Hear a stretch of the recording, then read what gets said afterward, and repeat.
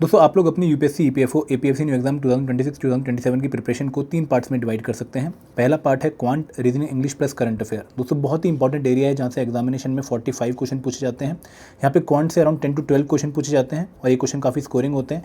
Logical reasoning से around 2 to 3 question आते हैं, तो यहाँ पर आप लास्ट में इसको प्रिपेयर कर सकते हैं, टाइम कम डिवोट करिए।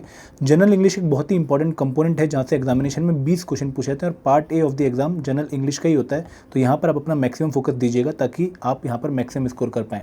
एंड लास्ट एरिया है करंट अफेयर का, जहाँ से 10 क्वेश्चन के आसपास आते हैं। तो ये जो पूरा डोमेन है क्यूआरई प्लस करंट अफेयर का, यहाँ पे आप एक एवरेज प्रिपरेशन के साथ अराउंड 35 प्लस क्वेश्चन को सॉल्व कर सकते हैं।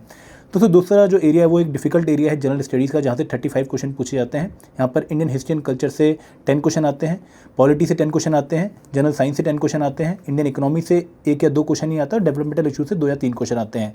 ये एरिया काफ़ी डिफिकल्ट है और यहाँ पर कहीं ना कहीं प्रिपरेशन का लेवल आप लोगों को यूपीएससी सिविल सर्विस एग्जाम जितना रखना पड़ेगा।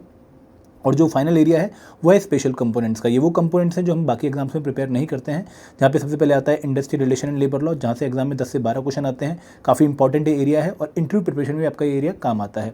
दूसरा कंपोनेंट है सोशल सिक्योरिटी, जहाँ पे 5 से 8 क्वेश्चन आते हैं और ये काफ़ी स्कोरिंग पोटेंशियल रखता है। और यहाँ पर अगर आप करंट अफेयर प्रिपेयर करके आ रहे हैं तो ये कंपोनेंट आपको थोड़ा सा ईजी लगेगा। देन अकाउंटेंसी, जहाँ पे अगर आप प्रिंसिपल ऑफ अकाउंटेंसी पढ़ लेते हैं तो आप 10 क्वेश्चन को सॉल्व कर पाएंगे एंड इसका स्कोरिंग पोटेंशियल काफ़ी अच्छा है। यहाँ पे एक लिमिटेड इन्वेस्टमेंट के साथ भी आप 8 प्लस क्वेश्चन को सॉल्व कर सकते हैं।